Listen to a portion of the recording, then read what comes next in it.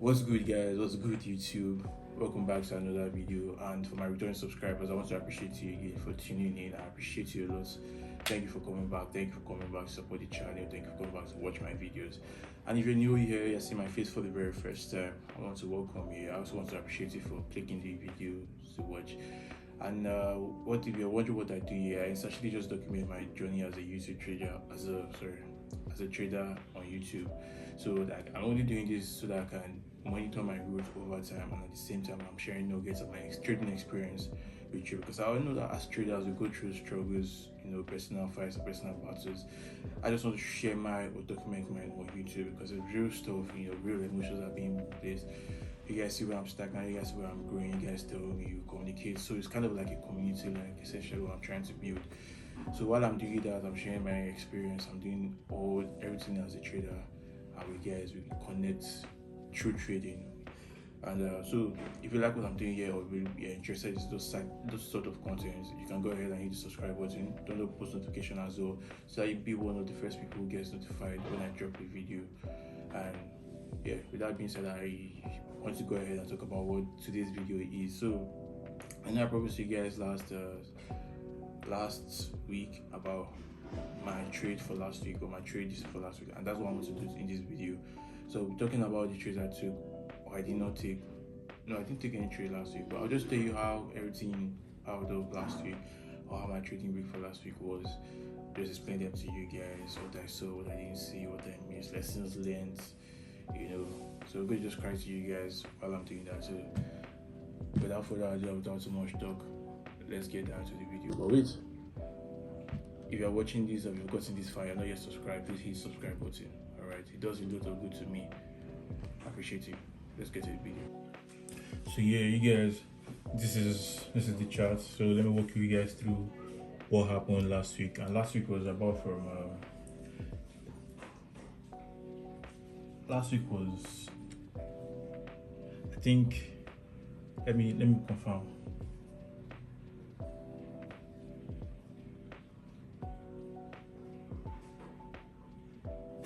So last week started from 6th to 10th. 6th to 10th. So we are going through the trades from 6th of April to 10th of April. Before I even go there, so I have a Telegram channel where I post about everything, all my trades, all my signal.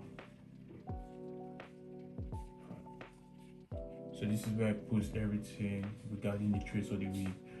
Now I don't have a lot of people in the channel because I don't really want too much people, but if you're interested in being in this Telegram channel, I'm going to put the link in the description so you can go ahead and see what we are doing in our channel or in my community, my small community. Alright, so if you guys are interested, I'll put the Telegram channel link in the description of this video. So let's go down to the trades I was saying for the week. So I'm going to be honest with you, right? The trading week from 6th of April to 10th of April was not really the best because I had amazing setups, but for some reason price was just leaving us. Like price would just move without tagging us, price would just rally without tagging us. They are all going in our direction. And throughout last week I just imagined that if I decided to enter current market price, probably I'll even catch most of these moves because they were really nice moves. But just because I have a system I trade, I had to wait for it to play out. Do you understand? So now, but going through all of these my trades and seeing what I could have done better, entering a current market price is not exactly something I'm used to. I don't know how to. I kind of really feel reluctant to do that. So now I kind of now say, oh, looking at these trades I took last week, say if I actually decided to enter current market price, I probably would like be up for the week over like 20%, because that's kind of the trades or the amount of trade that price was giving to me. So let's go through it already because I have a couple of them and I want to share them with you. So this is me screaming to your ears if you are a community because it's really painful. You guys will see what I'm talking about in a minute. Also, I can attribute all of those things to global tensions because we're not even trading in normal market conditions at this time due to the Iran-US war. Like Donald Trump should just calm down already, like just end this war, because I miss the normal trading conditions, man. Fuck, I can't even say too much, but I need better conditions. And well, I also was saying that all these my missed trades or the ones that don't tag me and they move without me, I'm saying maybe it's just part of the game. But is it really just part of the game? We are just missing trades and allowing trades to rally without us. Is it really part of the game? That's what I was asking myself during the video. Is it really part of the game? But I had to check on my analysis and get more data to be able to decide on that. So if you think about it, what I'm doing now, I'm gathering data and back testing and seeing like where I can make changes. Missed trades is really painful. I can't even lie to you. I prefer a trade to tap me, hit my SL than a missed trade going in my direction. Let me go to lie to you guys because I understand, okay, something hit my SL, I did something wrong, but something going in my direction without tagging me, yeah, that's another kind of pain. Believe me. So let's go through the trades I took or I was eyeing for last week. I had eyes on. So let's go to AUD SGD. And so if you're wondering, I kind of use capital for my analysis because I just try to do something different. So this is exactly what I was saying on AUD SGD, right? So let me clear all of these guys. Clear all of this. These are not important. And also, I like to clear my chart. I don't like to see past results because what is the use of past results? Watch interest. I like to clear my charts. I don't like to see past results. Past results do not guarantee future results, so you get rid of those ones ASAP. So yeah. So this is the 3-hour time frame. Let's go to the daily time frame. Alright, so we're in the daily time frame.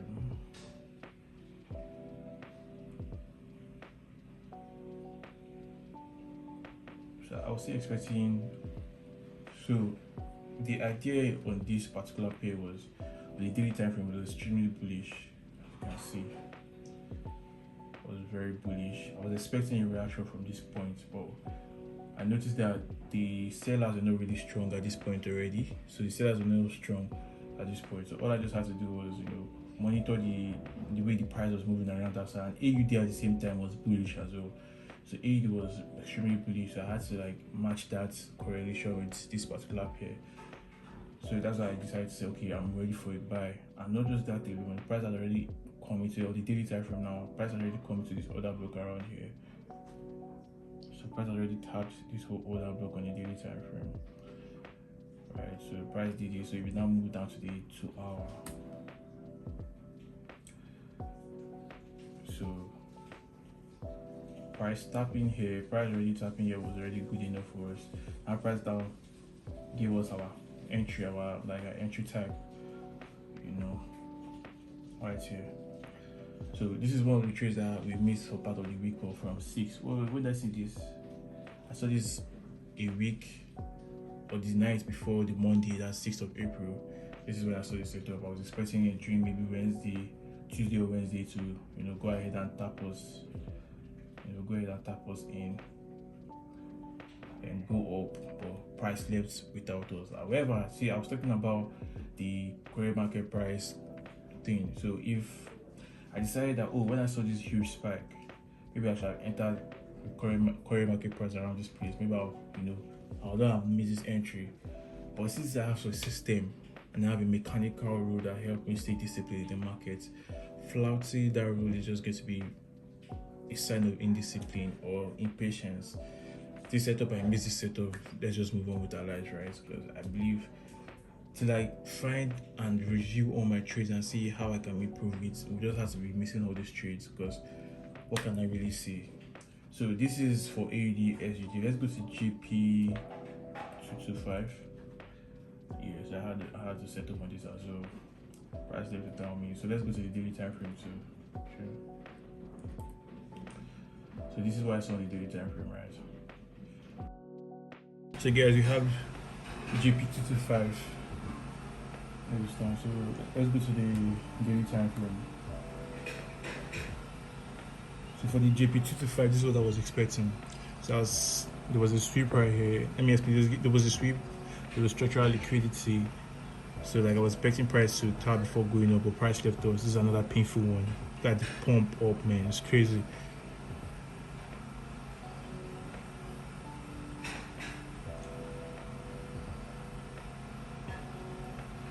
So this was a sweep. So what I saw was this. So there was a sweep of liquidity right here. Okay. Then this is my validation points. This structural liquidity and so the other block. So everything was perfect and ready. All I just needed was that price should just come here, tap me and go. So I wasn't aiming for too much. Although in JPY pairs I tend to like aim for the next row of liquidity, which is usually the swing high, which price is heading to anyway. But like normally due to my rules I just trade 1 to 2, 1 to 3 as well. Just for like, be disciplined and stay out of the and take my profit out of the market and stuff.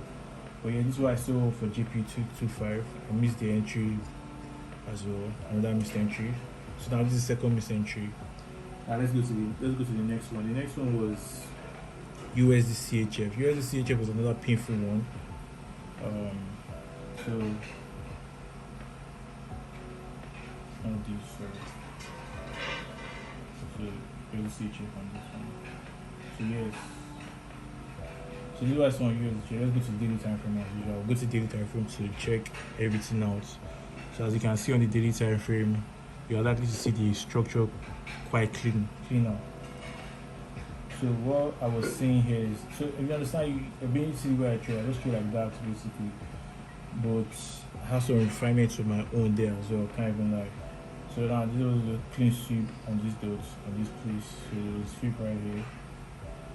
Let's get the sweep of the place. So now the other block extends to this place. But I was just focusing on around this area, so I just brought it here. But I drew the other block from this point, and this was where I was focusing on. Now, since this is daily time frame, this is where my entry was. My entry was not here. My entry was right here, and I was covering. I didn't cover this high due to backtesting data and what I have or what I experienced in the market. I decided to cover this high alone and not this high. So I didn't cover this high. Cover this high alone. So what I was expecting as usual is for price to come ahead and go ahead and come and tap me right here and go down. Price didn't do that as well, so I had to miss this entry too. You can see all of these are delivering at least 1 to 3. So the first 3 setups, 1 to 3, 1 to 3, 1 to 3. If you add that up, that's what's already, that's 9 hours. If all of that played out, that's 9 hours already from just last week alone. But none of them triggered my entry, they just missed my entry. So this is the kind of things that go through with trading, and this is the kind of things that mess your psychology, because you just be like, you're fed up. Or let me even say that I was like, man, I'm fed up, what is it? Let me just try to take a trade. But I had to just control myself, sit on my hands, because that's the hardest thing the trader has to do. And I still have my accounts, everything's still intact. I just waited for another opportunity for me to take. So this is another missed trade of mine. A painful one as well. USD CHF. I was expecting this trade because I knew it was high probability. You go to the daily, you just see clear. You go to the daily time frame, you see very clear. Okay, this is daily time. So it was very clear. There was a sweep of liquidity. This is the other block right here. Structural liquidity present. My invalidation points. And I can see structural liquidity key with a full confirm. It made it proper. It closed with proper body candle close rather. It was not a weak break, it was a body break, and price is extremely bullish as well on the USD CHF pair, and you know what I'm saying. So this was just a high probability for me, but it was a missed trade as well. So let's go to the another trade we missed. This is AUD JPY. AUD JPY is similar to AUD SGD as well. It was similar to AUD SGD, but it's just part of those ones whereby another missed entry, like you cannot control it. So I'm going to explain 2 entries I had on AUD JPY. So I had this first entry right here. So this is where I had the first entry out. So I was expecting price to come here. Let's go to 4 hours so I can show you more clear.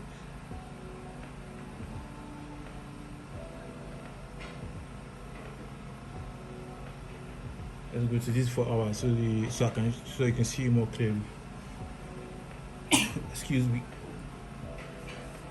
So this is what we had on the 4 hour, right? So this is the other block right here. Everything was spreaded, the sweep, the validation points, the QMR. So I wanted to enter from here, but I noticed that price was reacting from this other block already, and it started to go up. So I brought my other block I didn't exactly render this invalid, so I had two entries. If this one has failed me, I'll stick to this one. So this is so that's what exactly. If this one failed me, I mean, if this failed me, I'll stick to this one. So I'll just take a loss on this one, and this one be definitely play out. So now, this is what happened.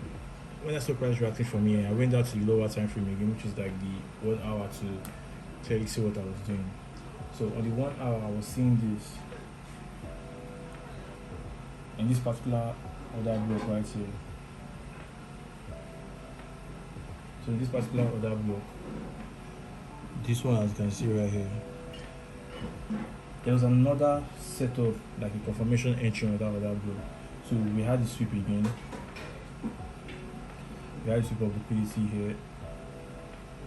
The other block validation points, structural liquidity was spread out. Structural liquidity had broken this high. So I was expecting as usual, expecting price to come here and pull down before heading up. But we did get triggered on that one, which is unfortunate for us again. All of this was just from the 6th of April to the 10th of April. I could have easily gotten a complete of now 12 hour. So all the trades I showed you, the ETP, just that they didn't just trigger. They went in a direction, but they didn't trigger. It's unfortunate for us. I could have easily got a 12 hour to be a good week for me. However, it's part of the. Now I don't want to conclude and say it's part of the game. I want to go ahead and see what I can do to refine or fix this problem I'm having.